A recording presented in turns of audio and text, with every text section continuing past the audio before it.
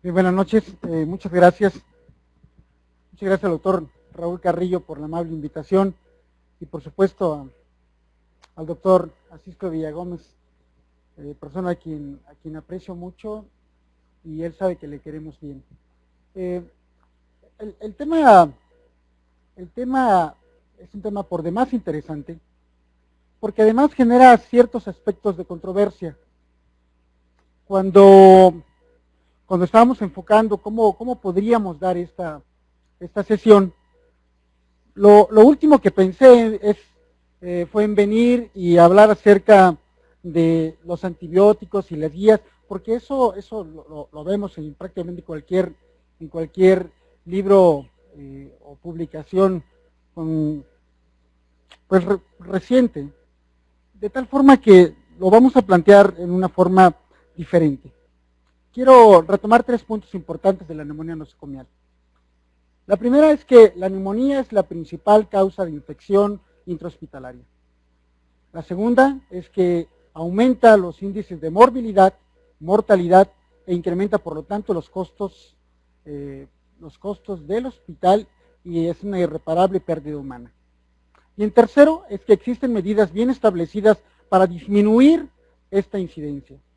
Algo está fallando, algo falla, porque la combinación de este fracaso de las medidas preventivas, y digo fracaso si es que las estamos utilizando, porque quizá tendríamos que plantearnos si realmente estamos haciendo lo necesario en medidas preventivas para disminuir por lo menos la incidencia de neumonías. Entonces, el fracaso de las medidas preventivas, aunado a algunas características especiales del paciente, darán como resultado la infección por neumonía nosocomial. La pregunta que tenemos que hacernos es, ¿qué factores tenemos que considerar para poder establecer un tratamiento antibiótico empírico adecuado? Bueno, son 3 principalmente. La primera es que tenemos que preguntarnos el tiempo de inicio de la neumonía. ¿Es una neumonía temprana? ¿Es una neumonía tardía? El segundo es que tenemos que evaluar si el paciente cursa con factores de riesgo para desarrollar esta neumonía por gérmenes multidrogos resistentes.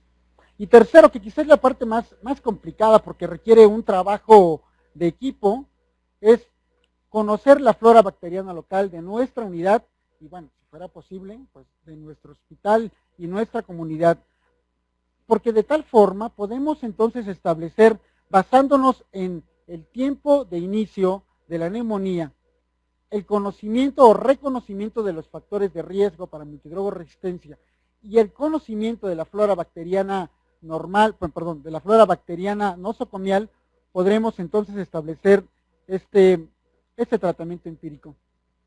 Pero al mismo tiempo, un poquito antes de dar este antibiótico inicial, tenemos que dar muestras para cultivos que nos permitan en un tiempo bastante razonable hacer este ajuste antimicrobiano como una terapéutica de desescalamiento, que yo prefiero llamarla una terapia de especificidad más que de desescalamiento, porque no siempre es un desescalamiento, pero siempre será la administración de un antibiótico más específico para lo que estamos queriendo atacar.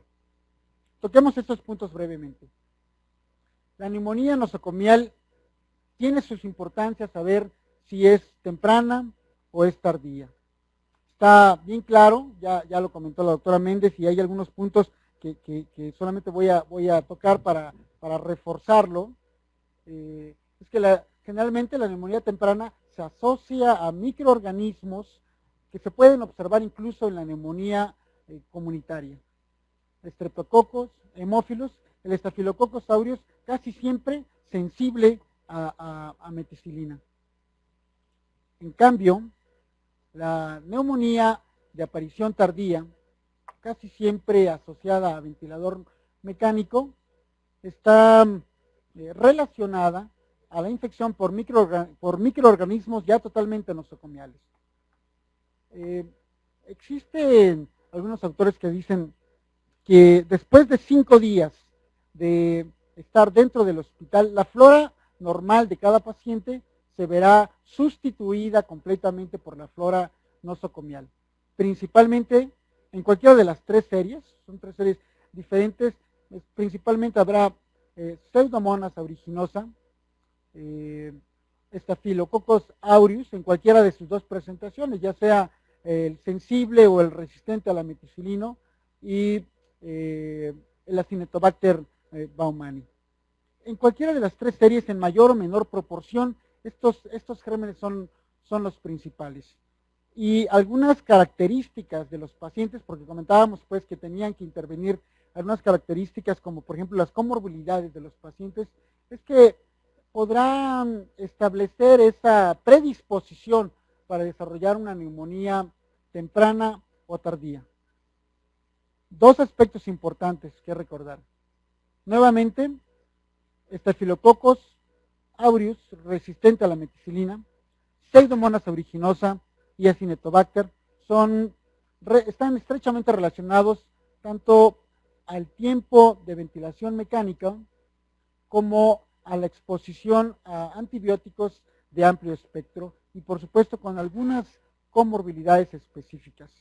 Pero algo importante es no solamente la persistencia de estos microorganismos, sino que además este grupo de pacientes suele tener estos factores de riesgo para el desarrollo de gérmenes multiresistentes y que esta multidrogoresistencia es cada vez más frecuentemente observada independientemente de las series que revisemos. Tanto la Pseudomonas como el Staphylococcus aureus. Y seguramente aquí sí podríamos hacer la gráfica, seguramente que la gráfica también está en ascenso.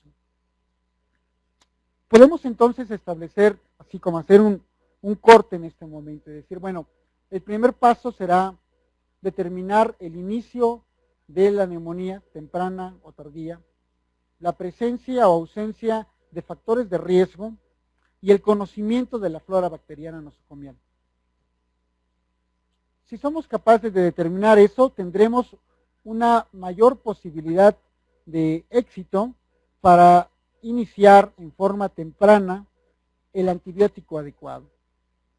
En la Sociedad de Infectología hace algunos años estableció que el antibiótico empírico temprano adecuado era aquel que podía responder o más bien atacar al microorganismo in vitro y recientemente in vitro y en vivo.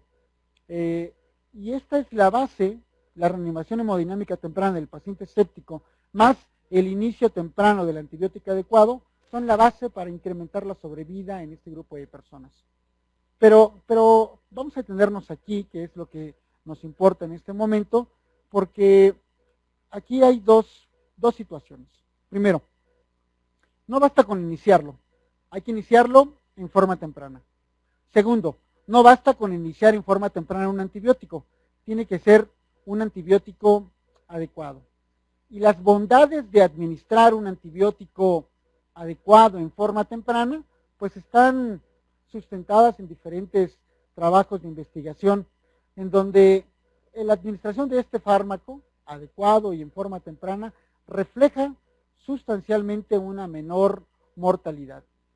Un ejemplo más reciente es esta referencia en donde se hace un análisis bastante considerable de esta terapia antibiótica empírica. La siguiente, por favor. El objetivo de esta terapia, el objetivo de este estudio fue comparar diferentes regímenes específicos de antibióticos, pero además ellos intentaron hacer una diferencia entre la utilidad de la monoterapia contra la terapia combinada en el manejo empírico de la neumonía asociada a ventilador mecánico. En un inicio fueron más de 150 estudios, pero al final solamente 41 estudios realizados en más de 30 países fueron los que alcanzaron el valor metodológico que los autores de este metaanálisis buscaban.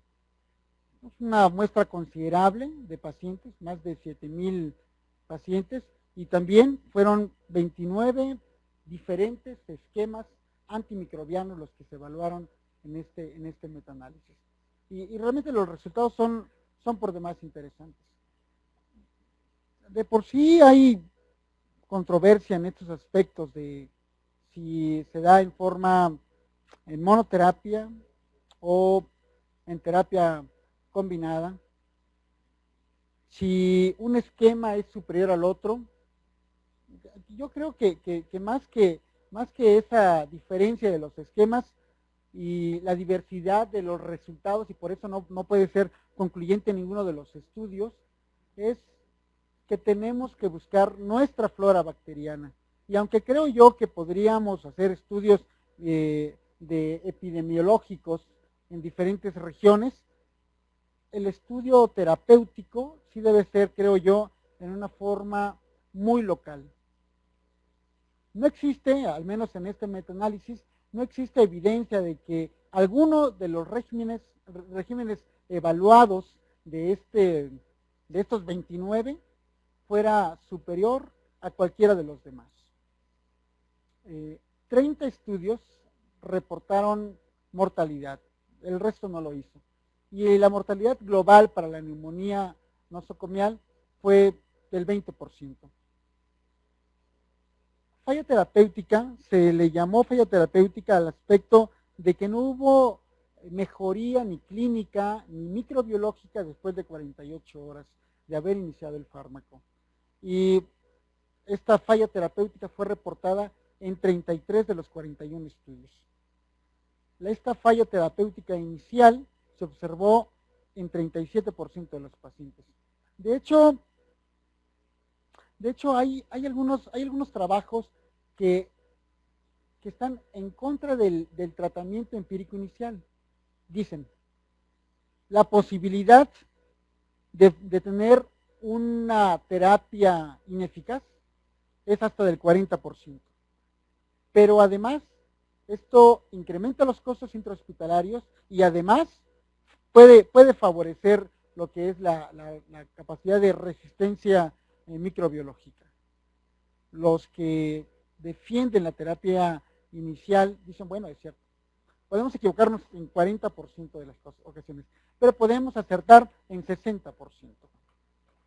Y además podemos mejorar la sobrevida de los pacientes. La previa. Lo único que resultó significativo en este estudio fue que el meropenem redujo esta falla terapéutica cuando se comparó a la combinación de ceftazidima y aminoglucósido. Desgraciadamente, como la mayoría de los estudios, de los 41 estudios que se evaluaron en este trabajo, el número de pacientes y la metodología no está tan fina como para poder hacer este resultado, trasladarlo, y esto me hace considerar pues que tenemos nuevamente, yo quiero insistir en esto, en que tenemos que conocer nuestra flora y establecer nuestra propia guía terapéutica para poder decir que realmente estamos dando el antibiótico efectivo empírico inicial. De los 41 estudios, 11 estudios hicieron la comparación entre monoterapia y terapia combinada. Los fármacos que se utilizaron en las monoterapias, carbapenem, ceftazidima, cefepime, ciprofloxacino y moxalactam. Mientras que la combinación, pues es más o menos lo que solemos utilizar en la terapia. Cipromeropenem, cefepime levo o un aminoglucósido aunado a un beta-lactamasa. Eso.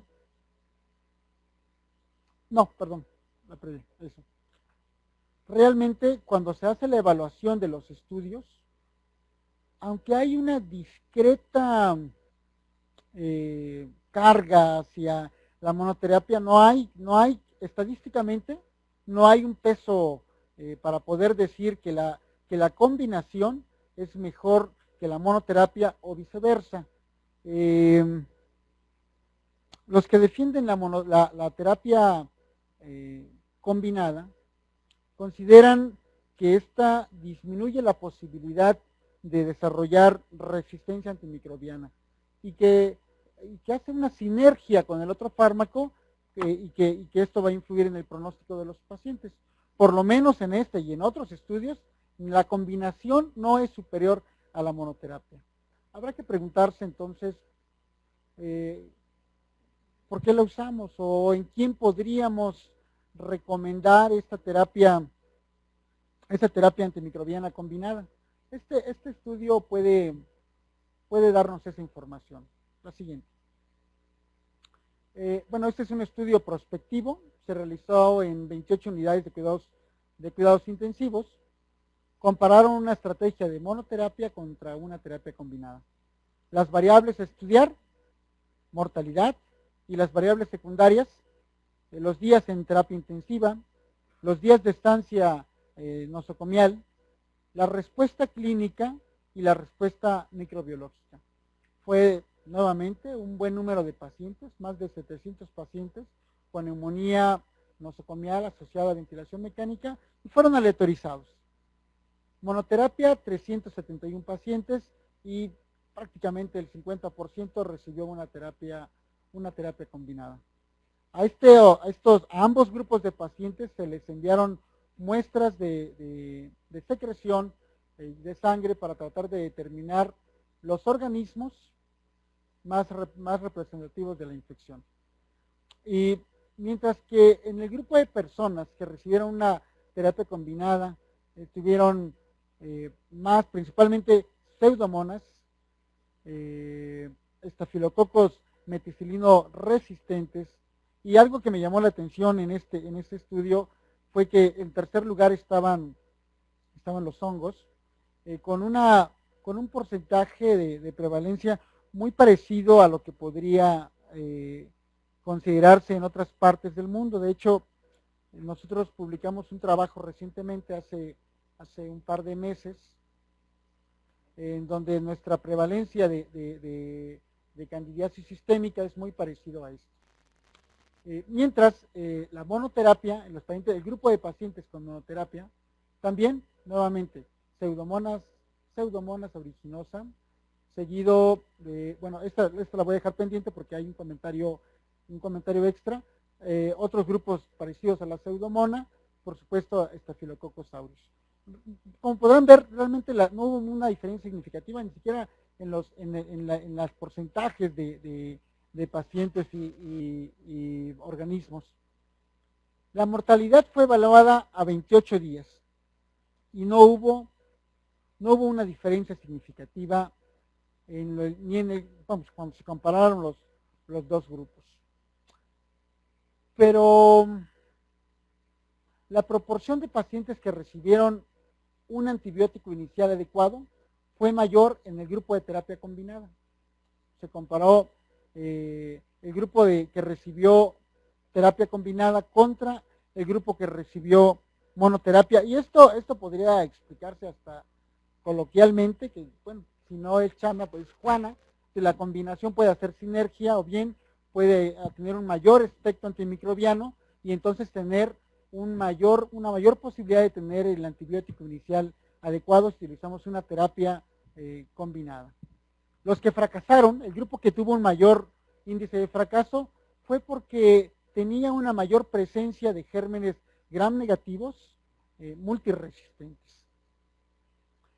Cuando separaron este grupo de pacientes con bacilos gram negativos, vieron que si usaban una terapia combinada en este grupo de pacientes con gérmenes bacilos gram negativos multiresistentes, sí había una diferencia entre la duración de la ventilación mecánica, la duración de los días en terapia intensiva, también la duración de la estancia en el hospital, y disminuyó también la mortalidad a los 28 días y la mortalidad en UCI.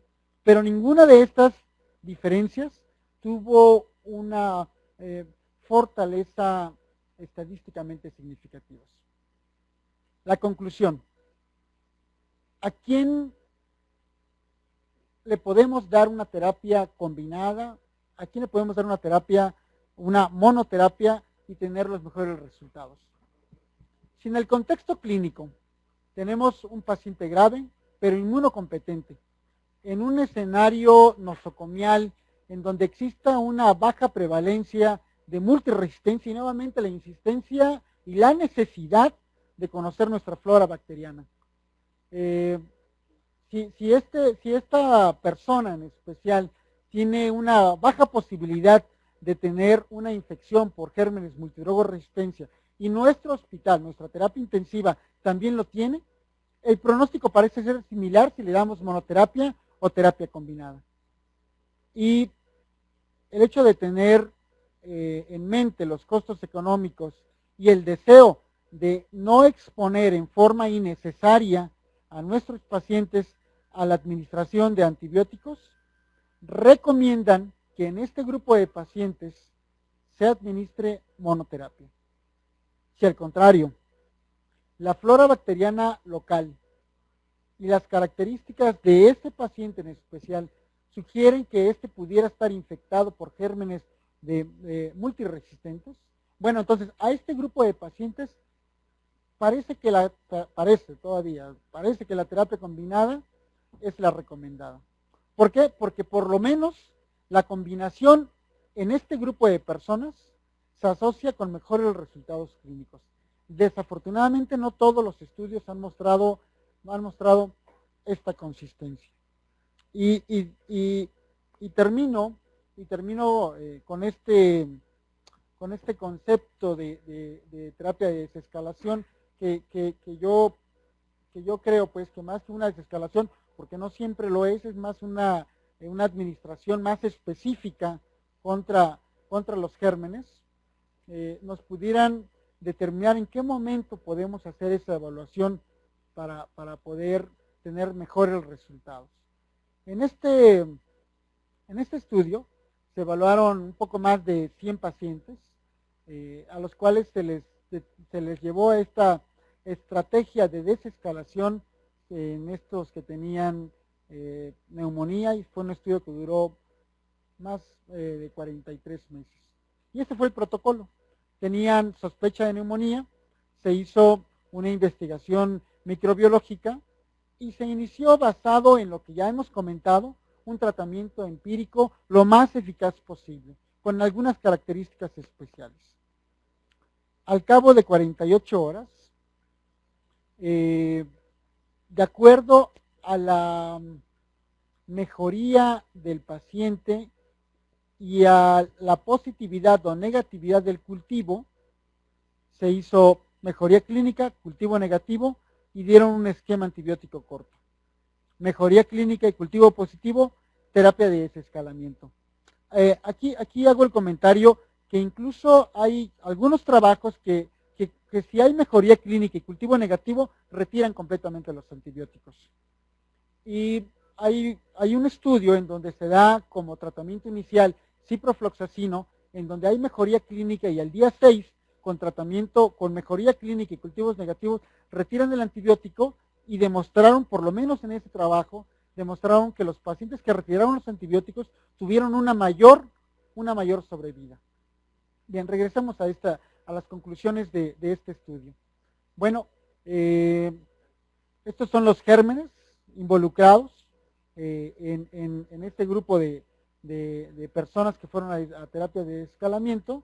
Y como podemos ver, bueno, la terapia de desescalamiento se ofreció principalmente a aquellos pacientes que estaban infectados por gérmenes no multidrogorresistentes. Por ejemplo, en hemófilos influenza, la mayoría de los pacientes fue a desescalamiento. Estafilococos aureus sensible, también la mayoría de personas fueron a una terapia de desescalamiento. No así las personas que estuvieron infectadas por pseudomonas, solamente una de 21 personas tuvieron una terapia de desescalamiento. Estos fueron los antibióticos y el porcentaje en el que fueron utilizados. Y la terapia combinada se utilizó en prácticamente la mitad de estas personas. Nuevamente, como el análisis que se vio en el pasado estudio, no hubo una diferencia en la mortalidad cuando se comparó terapia combinada contra monoterapia. 33% de los pacientes con una terapia combinada fallecieron, comparada con 32% de los pacientes con una monoterapia. Entonces no hubo una diferencia significativa. ¿A quiénes se les pudo hacer una terapia de desescalamiento en mayor frecuencia? A las neumonías tempranas, luego a las neumonías tardías y luego a aquellas neumonías por patógenos multidrogos resistentes. Algo relevante para este estudio es que la mortalidad fue significativamente menor en pacientes que tuvieron desescalamiento. Aquí yo podría explicarlo de dos formas. La primera es que si desescalaron, como pudimos ver en los gérmenes, si desescalaron es porque había un hemófilus, un estreptococos, pero no había ni multidrogos resistentes, ni había muchos pacientes con pseudomonas aeruginosa. Entonces eso como que aseguraba un poquito más el éxito. Y por supuesto, si desescalaron, y por eso algo de esa palabra desescalamiento, que no en lo personal, y lo digo así, que no me convence mucho que sea desescalamiento como tal, sino más bien mayor especificidad contra el germen. Entonces, si hacemos una terapia más específica en tiempo adecuado, pues podremos obtener mejores resultados. Me hago esta pregunta y entonces escribimos una carta a los Reyes Magos, porque es lo que creo que necesitamos para decirles, queridos Reyes Magos, quiero pedirte para este año que nos permitas tener una estrategia de prevención de enfermedades nosocomiales. Que ya de paso encontremos el conocimiento, que encontremos la lista de la flora bacteriana local de nuestro hospital. Que nos permitas, ya encarrerados, conocer en qué momento se inició la neumonía, si es una neumonía temprana, una neumonía tardía, y si el paciente al que tengo que tratar tiene posibilidad de tener infección por multidrogos resistentes. Que le dé sabiduría a los de laboratorio para que me hagan una buena atención de Gram. Si es posible que me digan si son cocos apilados, si son en cadenas, si son en racimos. Vamos, uno se pone cada vez más exigente con los Reyes Magos, si no pregúntenles a mis hijas.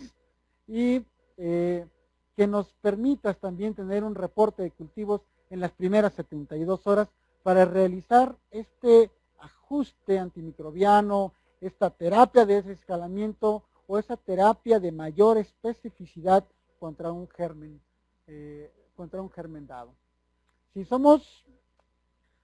somos capaces de nosotros mismos ser los Reyes Magos, y digo nosotros desde el jefe de servicio, el coordinador, el médico adscrito, los médicos residentes, las chicas de enfermería, si podemos hacer ese gran equipo que necesitamos en las terapias intensivas, podremos tener esta parte tan importante que nos permita identificar a nuestro paciente en forma temprana y entonces lograr esa reducción en la mortalidad y morbilidad de la terapia intensiva. Pero aún más, si somos capaces de llevar a cabo esas medidas preventivas, nos podremos ahorrar la carta a los Reyes Magos. Muchas gracias.